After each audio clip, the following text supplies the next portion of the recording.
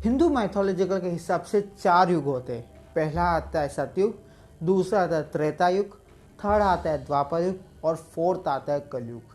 अभी जो चल रहा है वो कलयुग है। और बाकी जो 3 युग है उसके अंदर बहुत सारा स्टोरीज है, कहानियाँ हैं, बहुत सारे ऐसे भगवानों का अवतार का बारे में हमें स्टोरी सुनने के लिए मिलता है। उन सब स्टोरीज के अंदर मतलब तीनों युगों के अंदर हमें एक कॉमन भगवान ज़रूर नज़र आते हैं, कॉमन ऋषि ज़रूर नज़र आते हैं, वो है ऋषि मुनि नारद। और ऋषि मुनि नारद बहुत ही बड़ा भक्त थे लॉर्ड विष्णु के। और अभी हम लोग जो भी टीवी सीरियल्स या शोज देखते हैं उसके अंदर ऋषि मुनि नारद को ऐसा प्रेजेंट किया जाता है कि उधर की बात इधर करना, चापलूसी करना, देवों को झगड़ा कराना, लेकिन असल में ऐसा कुछ थे ही नहीं। और अभी जो बता रहे हैं, हम अभी ऐसा सोच के बैठे कि जो हम लोग जो शोज देख रहे हैं उसके अंदर जो दिखाया जाता है वो सब कुछ सच होता है, लेकिन असल में ऐसा कुछ है नहीं। वो लोग रेटिंग बढ़ाने के लिए भाई कुछ भी दिखाते रहते हैं, लेकिन जो असल कहानी है वो लोग शायद ही थोड़ा बहुत उसके अंदर पाउडर मिर्ची मसाला सब डाल के दिखा दे। और आज हम ऋषि मुनि नारद के स्टोरी जानेंगे। ऐसे तो बहुत सारे स्टोरीज हम पुराणों में देखा जाए तो लगभग उन्होंने 7 से ज़्यादा बार उन्होंने जन्म लिया है, लेकिन हमें ये कुछ अभी तक शायद ही कोई टीवी सीरीज या शोज़ कार्टून के अंदर दिखाया गया होगा। तो आज हम उसमें से एक अवतार मतलब एक जो जन्म लिया था, उनको श्राप के कारण उनको एक जन्म लेना पड़ा था, उस जन्म के बारे में आज हम बात करने वाले हैं। तो बिना स्किप के पूरा वीडियो देखना। अगर आप इस चैनल पर नए हो तो भाई सब्सक्राइब कर देना, क्योंकि इस टाइप का mysterious videos, mythological stories, facts सब आपको इस चैनल पर ज़रूर मिल जाएगा। तो बिना देर के वीडियो स्टार्ट कर दे। Welcome back to my channel Sudesh mysterious.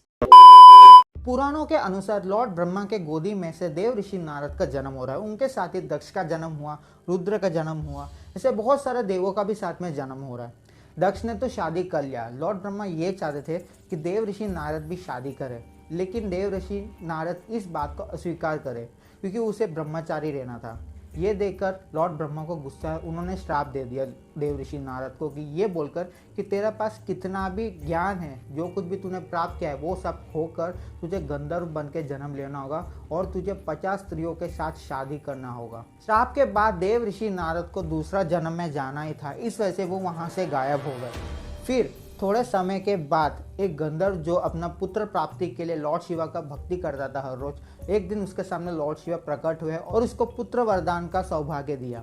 और वहाँ पर पुत्र बनकर देव ऋषि नारद ने जन्म लिया था और उनका नाम उपहरण था। वहाँ पर उपहरण को बचपन से म्यूजिक में बहुत इंटरेस्ट था और धीरे धीरे वो जैसे जैसे बड़ा होते गए ऐसे ऐसे उसे हरि का और जाने लगा, मतलब लॉर्ड विष्णु के भक्ति को धीरे धीरे जाने लगा। और जैसे वो एक पुरुष बन गया फिर उसने सोचा अब मुझे तप कर लेना चाहिए। ऐसे वो हर रोज जाकर मेडिटेशन करता था, तप करता था। और एक दिन वो जब हरि का तप कर रहा था, मतलब लॉर्ड विष्णु का तप कर रहा था, तब उसके पास से 50 गंधर्व स्त्रियां चल के जा रहे थे। उपहरण को उन 50 स्त्रियों को देखकर अट्रैक्शन हुआ। उसके बाद उपहरण उन 50 गंधर्व स्त्रियों का साथ शादी कर लिया। शादी होने के बाद उपहरण उन 50 स्त्रियों गंधर्व स्त्रियों के साथ खुश थे। ऐसे 1000 साल बीतने के बाद प्रजापति दक्ष, मतलब वो भी ब्रह्मा के पुत्र थे, उनका महल पर संगीत के लिए इन 50 गंधर्व स्त्रियों को बुलाया, जिसके साथ उन 50 स्त्रियों के साथ उपहरण भी वहां पे गया था। उपहरण जब प्रजापति दक्ष के महल पे पहुंचा तब स्वर्गलोक से बहुत सारे अप्सरा आई हुई थी, उसमें से एक थी रंभा।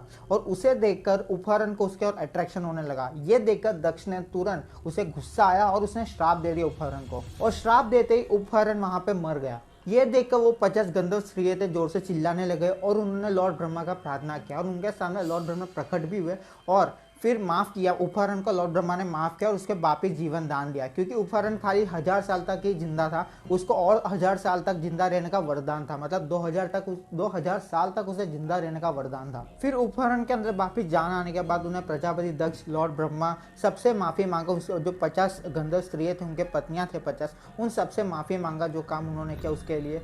फिर अच्छे से वो लोग ज़िंदगी गुजारने लगे, उनके बच्चे हुए, पोते हुए। उसके बाद जब 2000 साल खत्म होने के बाद फिर उपहरण का मौत वहाँ पे हो रहा है। तो गाइस ये था पहला स्टोरी। इसका बाद भी उन्होंने बहुत सारा जन्म लिया, जैसे उन्होंने वानर का जन्म लिया, कीड़ा का जन्म लिया। ये जो प्रजापति जो दक्ष है, इनका पुत्र के रूप में भी उन्होंने जन्म लिया था। ऐसे बहुत सारा कहानी है। अगर आप ये सब कहानी सुनना चाहते हो तो भाई सब्सक्राइब कर दो, हमारे चैनल पर आपको ज़रूर मिल जाएगा।